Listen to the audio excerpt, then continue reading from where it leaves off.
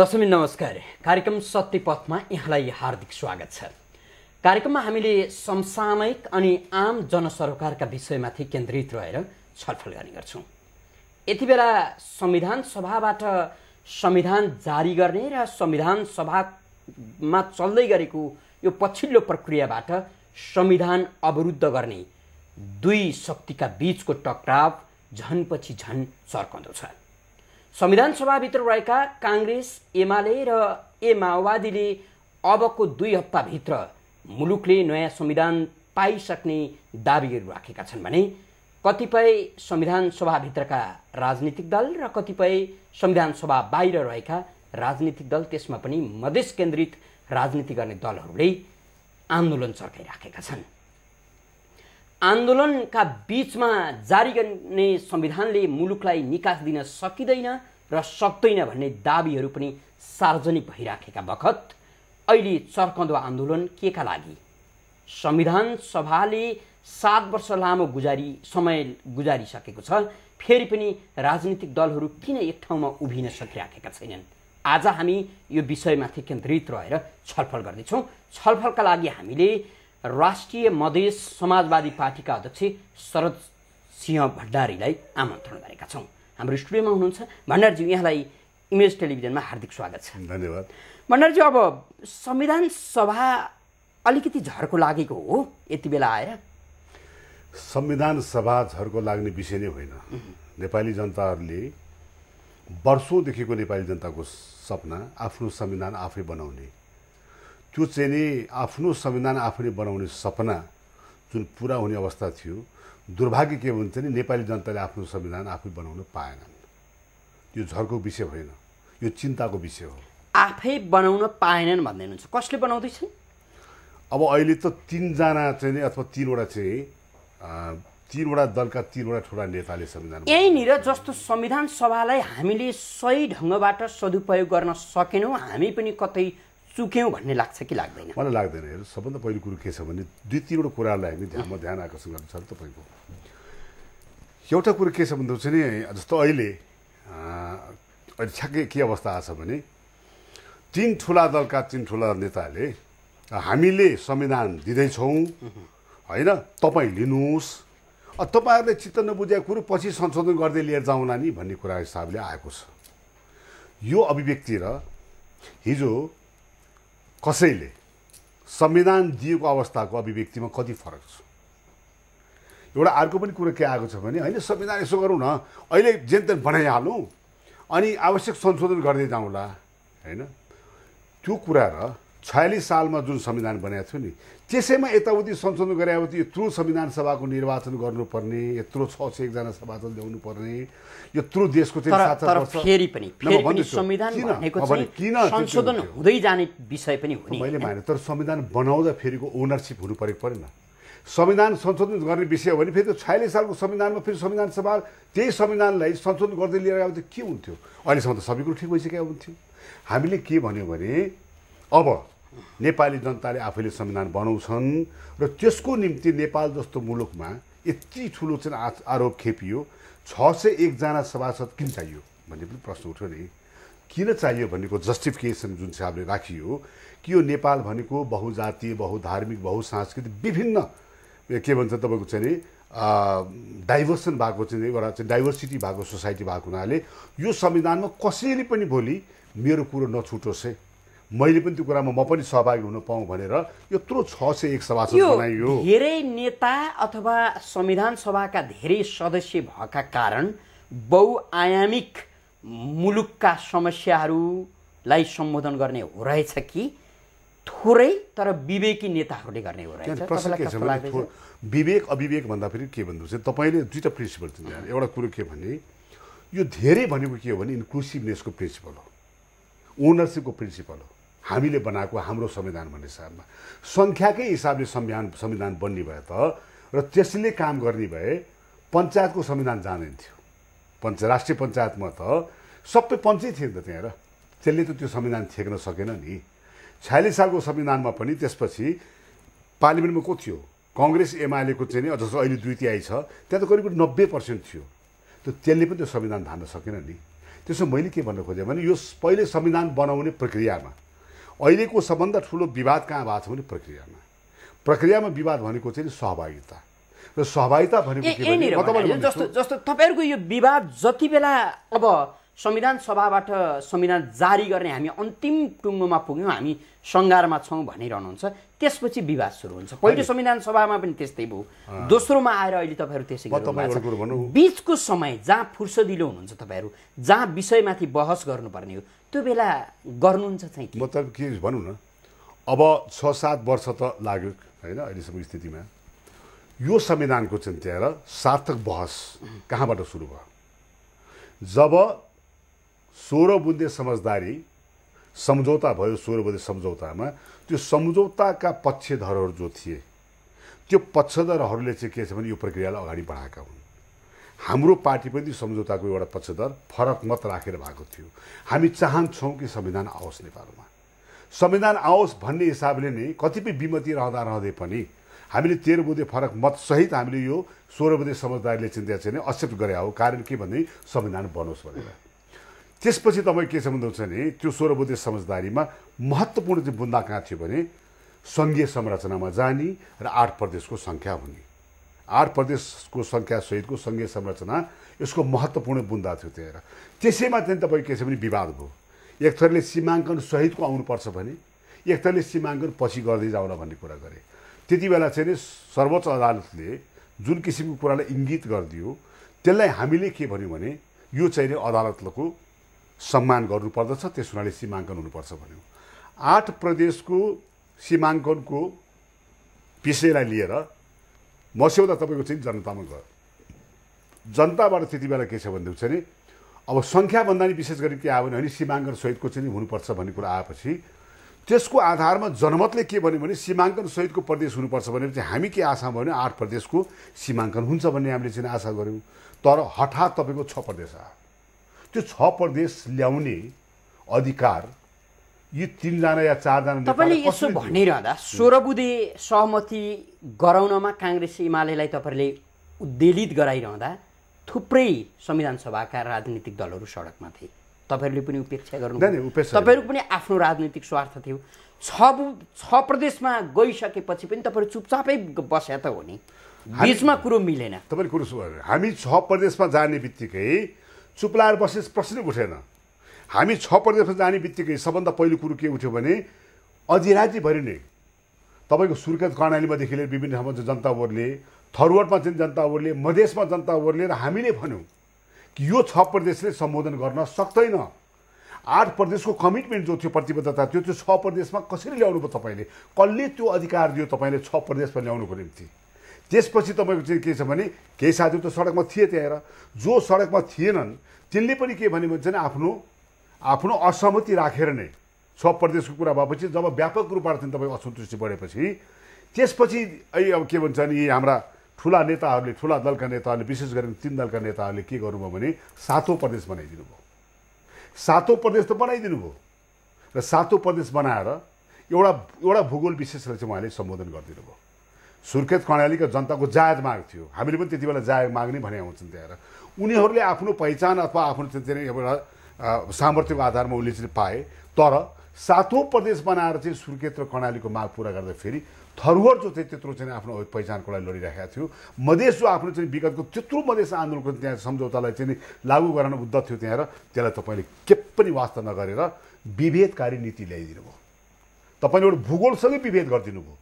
राज्य जब विभेदमा आउँछ त्यसपछि के हुन्छ हामीले भन्ने गरेका छौं विभेदले अहिले तपाईहरु जो आन्दोलनमा सहभागी हुँदै हुनुहुन्छ अब हामी लगभग आन्दोलनमा पूर्ण रूपमा गयौं भनेर आजै पनि तपाईहरुले संकेत गर्नुभयो यो प्रक्रियाबाट बाहिरिन्छौं भनेर तपाईहरुले आज पत्र बुझाइसक्नु म तपाईलाई फेरि स्पष्ट पार्छु हैन तपाईहरु प्रक्रियाबाटै बाहिरिने कुरा त आज भने होइन हामीले त्यो कुरा चाहिँ आज भन्दा 1 हप्ता पहिले संशोधनको निम्ति जब समय आयो हामीले विशेष गरिकन हामी फोरम लोकतान्त्रिक फोरम गणतान्त्रिक हाम्रो राष्ट्रिय मधेस समाजवादी पार्टीले हामीले चाहिँ त्यहाँ संघीय लोकतान्त्रिक मोर्चा गठन गर्यौं र संघीय लोकतान्त्रिक मोर्चाले के भन्यो भने गठन गर्ने बित्तिकै कि हामी यो चाहिँ अहिले जुन किसिमबाट यो मस्यौदालाई चाहिँ जुन किसिमबाट चाहिँ संविधान सभामा पेश गरिएको छ त्यहाँ जुन अहिले मस्यौदाले के छ भने संविधानको रूपमा दस्तावेजको रूपमा पेश गरिएको छ यो अधुरो छ यसमा कमसेकम के छ भने अहिले जसरी पनि जति पनि असन्तुष्ट पक्षहरू चाहिँ छन् जो सडकमा ओर्लिरहेका छन् त्यहाँ चाहिँ त्यो खालि मधेसमा के भन्छन् तपाईँको चाहिँ थरोट मात्र होइन,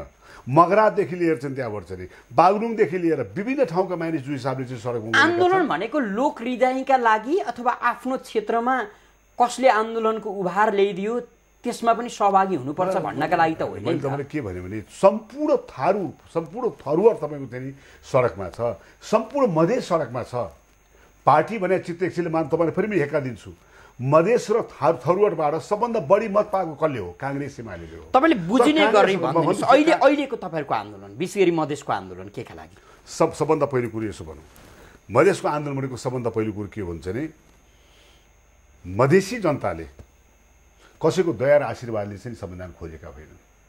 मधेसी जनताले यो संविधानको बनाउने प्रक्रियामा सबैको स्टेक होल्डर विशेष गरिकन हिजोको स्थितिमा थोरु र मधेस जो चाहिँ त्यहाँ के भन्छ भने 52% जनसङ्ख्या चाहिँ त्यहाँ र यो मुलुकको भूभागलाई चाहिँ रिप्रेजेन्ट गर्दछ। अहिले आएर कमसेकम चाहिँ तपाईँको चाहिँ संविधान बनाउने प्रक्रियामा हाम्रा यी विषयहरू छन्, त्यो विषयमा कमसेकम एकचोटि कुराकानी गरौँ, वार्ता गरौँ भन्दै पनि तपाईँले अहिले के छ भन्दा कर्फ्यू लगाएर चाहिँ त्यहाँ तपाईँ चाहिँ के भन्छ दङ्गा क्षेत्र घोषणा गरेर मान्छेलाई धरपकड गरेर आज मात्र जनकपुरमा चाहिँ त्यहाँ चाहिँ नेताहरूलाई चाहिँ लाठीचार्ज भएर चाहिँ त्यहाँ भएको छ त्यहाँ। अनि जनतालाई तपाईँले विश्वासमा नलिकन जबरजस्ती जनताले चाहिँ के छ भने पेलेर र कर्फ्यू लगाएर चाहिँ तपाईँले संविधान बनाउनु खोज्नुभयो। यसमा मधेसको सबभन्दा ठुलो आपत्ति हो। हामी स्टेक होल्डर हौँ, हामी तपाईँको चाहिँ त्यहाँ चाहिँ स्टेक होल्डर हौँ। हामी तपाईँको चाहिँ फेरि के छ भन्दा चाहिँ यो दासताबाट मुक्त हुनु खोजे आउँछ त्यहाँ चाहिँ। यही कुरा संविधानको प्रारम्भिक मस्यौदा नागरिकका बीचमा लगिरहँदा तपाईँहरूमा चेतना नआएको कि लगौँ नागरिकले के भन्दा रहेछन् भनेर विचार गरे? अब यसमा के भन्छन्, हाम्रो पार्टीको जहाँसम्म प्रश्न छ त्यहाँ हाम्रो पार्टीले चाहिँ नागरिक यो मस्यौदाको जो नागरिकको बिचमा चाहिँ मस्यौदा लिएर गएको थिए त्यो बेलामा हाम्रो पार्टी चाहिँ के भन्छ नि जनताको बिचमै गएको हो। हामीले त्यो प्रक्रिया बहिष्कार गरेका छैनौँ, हामीले त्यो प्रक्रिया बहिष्कार गरेका छैनौँ। जनतामा जनमतमा गएर हामीले चाहिँ त्यति बेला चाहिँ 9 बुन्दे हाम्रो फरक मत थियो जुन हामीले चाहिँ दर्ता गरेका थियौँ, त्यो हिसाब किताबबाट हामीले चाहिँ यी विषयमा यी कुराहरू हुनुपर्छ भनेर हामीले जनता बिचमा राख्यौँ र जनताले पनि हाम्रो कुराहरू पठाएका छन् त्यहाँ। स्वाभाविक हो। एउटा कुरो के भने एक पक्षका साथीहरू के भनेको थियो भने तपाईँले उधारो काम गरेर राख्नु भएको छ, तपाईँले विगतमा चाहिँ जे जति सम्झौता गर्नुभएको छ कमसेकम त्यो सम्झौताको विवेचना गरेर सम्झौताले रिभ्यू गरेर राज्यले गरेको सम्झौता हिजोको चाहिँ गिरिजाप्रसाद कोइरालाको चाहिँ मसी अहिलेसम्म सुकिसकेका छैन 8 बुन्दे 22 बुन्दे जुन सम्झौता छ त्यो सम्झौतामा यी विषय भए यी विषय हुन बाँकी छन् त्या विषयमा बसौँ सल्लाह गरौँ भन्ने चिन्ता र कुनै पनि किसिमको चाहिँ हेक्का चाहिँ राज्यले राखेको। अब विशेष गरी 62-63को राजनीतिक परिवर्तनपछि मधेसमा विभिन्न खाले आन्दोलनहरू भए। यो अन्तिम आन्दोलन भइरहेछ। फेरि पनि आन्दोलन तपाईहरु गर्दै जाने अन्तिम नम्बर सुरुवात भइरहेछ भर्खर आन्दोलन हैन। यो आजकोलाई त हामी अन्तिम भनौँ न। अब सुरुवात त तपाईहरुले कतिवटा गर्दै जानु होला त्यो भिन्न कुरा। तर फेरि पनि नागरिकका अधिकारका लागि आन्दोलन गर्छौं भन्ने जब आन्दोलनबाट सम्झौता हुन्छ त्यसपछि तपाईहरुका बीचमै विशेष गरी मधेस केन्द्रित राजनीति गर्ने दलहरुका बीचमै मनमुटाव मात्रै हुने, सत्ता केन्द्रित व्यवहार गर्ने एउटा यो प्रवृत्ति नसुल्झेसम्म मधेसका नागरिक जसलाई तपाईले शोषित पीडित भनिरहनु भएको छ उनीहरूले मुक्ति पाउँछन्? सबभन्दा पहिलो कुरो नि अहिले सत्ताको बाँडफाँडमा हिसाब किताब पहिले नै गरेर बसेका चाहिँ ठुला दलहरूलाई तपाईले सत्ताको देख्नु भएन। किन मारामार गरे? हिजो त तपाईहरुले कानमा बोकेर हिँड्याउ क्या। हामीले हिजोसम्म केसम्म पनि भन्यौ भने संविधान शनिबारसम्म संविधानमा संशोधन गर्ने म्याद थियो। हामीले अन्तिम समयसम्म हाम्रो मोर्चाले अन्तिम समयसम्म के भन्यो कमसेकम 2 दिनसम्म पनि बढाएर भए पनि कमसेकम यो आन्दोलन पक्षका मान्छेहरू जो छन् उनलाई वार्तामा बोलाउनुस्, सबको कुरो सुनेर सहमतिमा संविधान जारी गर्नुस्। 7-7 वर्षदेखि त्यहाँ चाहिँ संविधान जारी हुन सकेका छैन भने 7 दिनले के बिग्रिन सक्छ त्यहाँ र? तर कमसेकम सबैले ओन गर्ने संविधान जारी भएपछि नेपाली जनताले हाम्रो संविधान भन्न पाउन् न। संविधान जारी भने सबैले चाहिँ हर्षोल्लासका साथ चाहिँ केवल दीपावली गर्न पाउन् न। अनि एकातिर जनताले चाहिँ थुनेर छेकेर बन्दुक देखाएर त्रास देखाएर सेना देखाएर अब तपाई राजधानीमा भनेर अर्को पछि तपाई राजधानीमा हुनुहुन्छ। काठमाडौँ बाहिर अथवा तराई मधेसको आन्दोलन कस्तो छ? नागरिकमा आन्दोलन प्रतिको मोह अथवा नागरिकको आक्रोश कस्तो पाउनुहुन्छ? हेर्नुहोस्, मैले यसपालि के भन्छ सबभन्दा चाहिँ महत्त्वपूर्ण विषय मैले चाहिँ आन्दोलनको स्वभाव जो नेचर पाएँ। तपाईले भनेको कुरा आफ्नो ठाउँमा ठिक छ। मधेसी दलहरू विभाजित भएलान्, मधेसी दलहरूको बिचमा आपसी मनमुटाव तपाईँले भने हिसाब किताबमा चाहिँ नि स्वाभाविक हो। एउटा चाहिँ त्यहाँ के भन्छ नि डेमोक्रेटिक पार्टीमा हुन्छ। तर त्यो तपाईँले जुन सत्ता कुरा गर्नुभयो, म के भन्दैछु भने एमाले माओवादी र काङ्ग्रेसले सत्ता बाँडफाँड गरिसकेका छन्। जति चाँडो संविधान बनाउने, केपी ओलीलाई प्रधानमन्त्री बनाउने, फल्नालाई राष्ट्रपति बनाउने, फल्नाले यो लिने, अनि त्यसरी बाँडफाँड गरेर सत्ता बाँडफाँडको कुरा नमिलेर बाहिर आएको त होइन। सत्ताको हामीले के पाउँछ र बाँडफाँड गर्ने? एउटाले प्रधानमन्त्री पाउने, एउटाले राष्ट्रपति पाउने, एउटा सभामुख पाउने, अनि महत्त्वपूर्ण पोस्टले पाउने। हामीले पाउने के छ? कहिले पाएको छ त्यहाँ? तर मैले के भन्नु खोजेँ भने त्यो होइन। विषय के भन्नु चाहिँ यसपालि सबभन्दा दुईवटा कुरा मैले महत्त्वपूर्ण देखाएको छु। एउटा कुरा के देखाएको छु भने राजनीतिक पार्टी होइन, आम मधेसी जनता र आम थरुवर जनतामा चाहिँ त्यहाँ आफ्नो अधिकार पहिचानप्रतिको जुन चेतना र जुन किसिमको चाहिँ त्यहाँ चाहिँ जुन अठोट छ, जुन कमिटमेन्ट छ त्यहाँ त्यो चाहिँ नि राजनीतिक पार्टीसँग जोडिएको मात्र मैले देखिनँ। एक र दोस्रो कुरो, अर्को एउटा मैले अत्यन्त महत्त्वपूर्ण कुरो देखाएको छु। यो अधिकार र पहिचानको लडाइँमा, यो अधिकार र पहिचानको लडाइँलाई के अरे बदनाम गर्ने अथवा यसलाई कुनै किसिमबाट चाहिँ त्यहाँ चाहिँ यसलाई चाहिँ तुहाउने खेल त हुँदैन कि भन्ने कुरामा कोबाट हुने तुहाउने खेल? जस्तो म भन्दैछु नि, यो अधिकार र लडाइँमा यसलाई जातीय दङ्गा, यसलाई साम्प्रदायिक रूप दिएर, यो त साम्प्रदायिक हो। सुन्नुहोस् एकछिन म भन्दैछु नि। अब तपाईँहरू राजधानीमा बसेर पाहाडिया नेताहरूले विभेद गरे भनेर भाषण गर्दै हिँड्ने, तपाईँका तराईका गरिब नागरिकलाई कसले कसरी उचालिराखेको छ त्यो पनि त तपाईँले नजिकबाट बुझ्नु पर्यो। तपाईँ अरू कुरो भन्नुहोस् त, कसले विभेद गर्यो? तपाईँले 6 प्रदेशलाई 7 प्रदेश बनाएर अनि पहाडको चाहिँ समस्यालाई सम्बोधन गरिदिने, अनि मधेसको तराई चाहिँ जहाँसुकै जाओस् भनेपछि विभेद कसले गर्यो? राज्यले विभेद गर्न पाइन्छ? राज्यले विभेद गर्यो भने हामीले भन्ने गरेका छौँ विभेदले विद्रोह हुन्छ। म भन्दैछु त्यहाँ राज्यको अझ विशेष गरी सरकारको पहुँचमा त तपाईँ हुनुहुन्छ। अनि म पहुँच भने व्यक्तिगत तपाईँको विगत जस्तो तपाईँ जसरी राज्य सत्तामा बस्नुभयो, तपाईँको विगतले मधेसका नागरिकलाई के दियो तपाईँकै मतदाताले सोधे भने? त्यसैले म भन्दैछु त्यहाँ म हिजो नेपाली कांग्रेसको अत्यन्तै ठुलो एउटा चाहिँ महत्त्वपूर्ण ठाउँमा तपाईँ जिम्मेवार र प्रभावशाली नेता हो। तर मैले त्यो मधेस र म पहाडी समुदायको मान्छे थिएँ, तर मधेससँग भएको चाहिँ त्यहाँ उत्पीडन, मधेससँग भएको अन्याय र मधेससँग भएको चाहिँ जुन किसिमको चाहिँ सप्रेसन जो थियो त्यहाँ त्यसको विरुद्धलाई चाहिँ लड्नको लागि म मधेससँग जोडिएँ। आज म तपाईँले के भन्दैछु भने विभेदले विद्रोह ल्याउँछ, विद्रोहले विखण्डनको बाटो लिएर जान्छ, चाहे त्यो समाज होस्, चाहे त्यो देश होस्, चाहे त्यो तपाईँको परिवार होस्। यही कुरा हिमाली भेगमा आयो भने म त्यसको विरुद्ध गर्छु। भयो हामीले अहिले कर्णाली र सेतीसँग जुन विभेद गर्यो राज्यले, त्यसको विरोधमा पनि हामीले चाहिँ पब्लिकली हामीले बोलेका छौँ कि कर्णाली प्रदेशको आफ्नो इतिहास छ, आफ्नो सभ्यता छ, यिनीहरूले गर्नु हुँदैन। अब त्यसो भने हामीसँग समय पनि कम छ। तपाईँको ब्रह्मले देखेको नढाँटी भनिदिनुहोस्, मुलुक कता जाँदैछ, मुलुकलाई कस्तो बनाउँदै? म तपाईँलाई भनौँ, अस्ति शनिबार संविधानको संशोधन गर्ने अन्तिम दिनसम्म हामी अन्तिम बेलासम्म 8 बजेसम्म हामीले विजय गच्छेदार लगायतको चिन्ताको नेतृत्वको मोर्चाले हामीले चाहिँ 8 बजेसम्म हामीले अनुरोध गर्यौँ, नेताजीहरू कृपया 2 दिन पनि कमसेकम चाहिँ समय राखिदिनुहोस्, एक पटकलाई चाहिँ वार्ता गरिदिनुहोस्, एक पटक असन्तुष्टहरूलाई चाहिँ वार्तामा बोलाइदिनुहोस्, एकपट्टि उहाँहरूलाई वार्ता गरेर कमसेकम के छ भने सबैको संविधान बनाइदिनुहोस्। होइन भन्दा हुन्छ भने यो मुलुक चाहिँ अत्यन्त गम्भीर द्वन्द्वमा जान्छ भने हामीले आग्रह गऱ्यौँ। तर कस्तो परेछ भने एउटा संजोग तपाईँले भनौँ, त्यो दिन कृष्ण अष्टमी रहेछ। भगवान् श्रीकृष्णको दिन त्यहाँ चाहिँ के भन्छ नि मुलुक धर्मनिरपेक्षतामा गइरहेछ नि मुलुक। तर म हिन्दू हुँ, मुलुक धर्मनिरपेक्षता भए पनि म आफ्नो धर्म संस्कृतिलाई म छोड्नेवाला चाहिँ छैन, त्यहाँ मेरो मान्यताले मैले छोड्नेवाला छैन। त्यो कुराले चाहिँ यो मुलुकले चाहिँ मलाई चाहिँ त्यहाँ अधिकार मबाट चाहिँ हनन गर्ने चाहिँ छैन। तर त्यो अधिकार सबैको सुरक्षित हुन्छ मैले भनेको छु त्यहाँ। त्यो मुसलमान होस्, म तपाईँलाई घटना भन्दैछु, श्रीकृष्णको जन्माष्टमी दिनमा छोटोमा भन्दैछु के अवस्था भयो भने हामी गएर जसरी पाण्डवहरूले कमसेकम 5 गाउँ त देऊ मलाई भनेर श्रीकृष्णजीले जसरी त्यहाँ गएर चाहिँ पाण्डवको तर्फबाट 5 गाउँ समेत माग्दाखेरि कौरवले सङ्ख्याको आधारमा चाहिँ हामी 100 भाइ छौँ, तिमीहरूलाई सुईको नोक बराबर हामी जमिन दिनु भनेर महाभारत सुरु भयो। संविधान सभा महाभारत हो सुरु भयो, संविधान सभा महाभारत हो। त्यस्तै म तपाईँलाई भन्दैछु, त्यसो म भन्दैछु त्यो दिन हामीले चाहिँ कमसेकम यो आन्दोलन जब आफ्नो दाजुभाइ हुनेहरू पनि, यो मधेसीहरू पनि आफ्नो दाजुभाइ हुन्, थरुड आफ्नो दाजुभाइ हुन्, उनको जायज कुरो सुन्यो भनेर जोड्नुहोस् न। पहाडिया पनि हुन्, यसमा दुई म तपाईँलाई अर्को पनि भन्दै थिएँ कि मैले तपाईँले भनेको कुरो गर्न।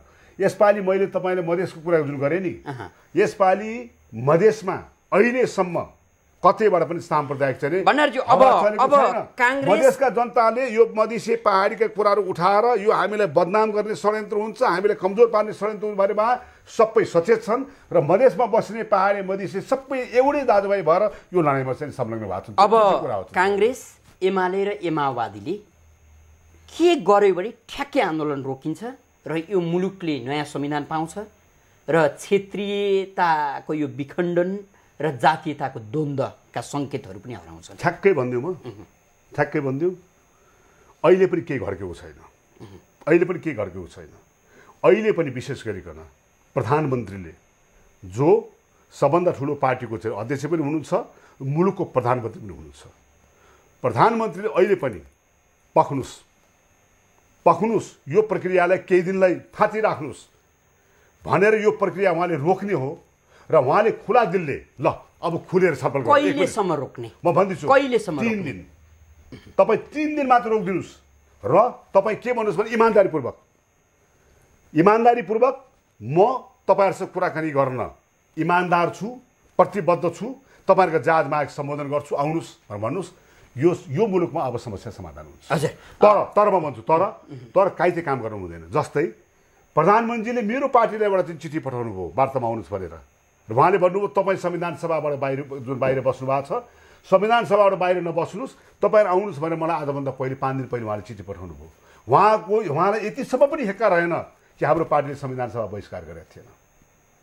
यति कति गम्भीर होला। एउटा प्रधानमन्त्रीले एउटा वार्ता जस्तो कुरालाई कुन पार्टी संविधान सभाभित्र छ, कुन पार्टी बाहिर छ सम्म मलाई जानकारी छैन भने कसरी हामी विश्वास गरेको, कसरी हामीले राजनीति गरिरहेछौँ पनि भन्नुहोस् न। हामी कस्तो राजनीति गरिरहेछौँ, कसरी राजनीति गरिरहेछौँ र कसरी विश्वास गर्छौँ। विश्वासको वातावरण बनाएर यो मुलुकको माटोलाई इमान्दारीपूर्वक, जसरी बीपीले भन्नुभएको छ, यो मुलुक माटो एकमुठी कांग्रेस छोडे पनि बीपी छोड्नु भएको होइन। बीपी त महान नेता हो, त्यो कांग्रेसको नेता मात्र होइन, देशको नेता हो। त्यसो हुनाले चाहिँ बीपीले भनेको कुराले मात्र उहाँले माटो छोएर इमान्दारीपूर्वक छाती मात्र राखेर ल आउनुहोस् म खुला छु, यो देशलाई बनाऊ, यो देशको समस्या समाधान गरौँ भनेर यदि प्रधानमन्त्रीले चाहनुभयो भने मात्रै अहिले यो समस्या छ। तर उहाँ चाहिँ अरूको बुई चढेर हिँड्ने चाहिँ भएन। भण्डारीज्यू, यहाँले आफ्नो व्यस्त समय हामीलाई उपलब्ध गराइदिनु भयो, धेरै धेरै धन्यवाद। धेरै धन्यवाद।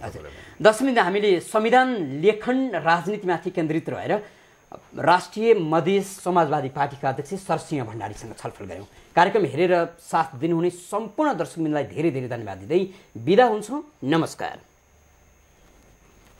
नमस्कार।